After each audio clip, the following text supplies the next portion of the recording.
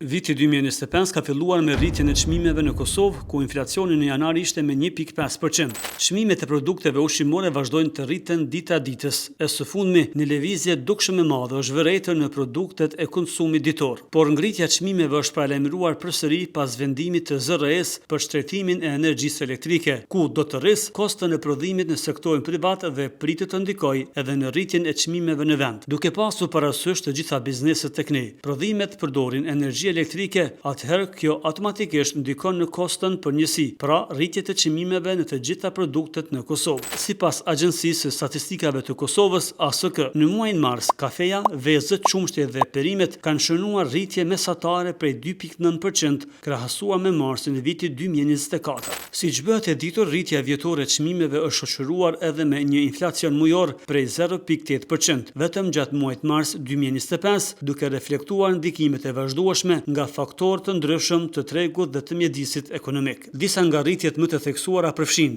kafeja, çaji dhe kakao me 17.1%, perime me 8.7%, mishi me 8.3%, shërbimet të transportit personal me 7.6%, qumështi, djathi dhe vezët me 7.1%, pemët me 6.7%, gazeta, libra dhe materiale për zyre 6.2%, shërbime hoteliere me 5.8%, ujë mineral, pije jo alkolike dhe lëngje me 5.4%. Ngritja e çmimit të bukës është paralajmëruar se mund të shkojë deri në 0.80 cent, ndërsa 1 kilogram mish i kuq ka shkuar deri në 12 euro.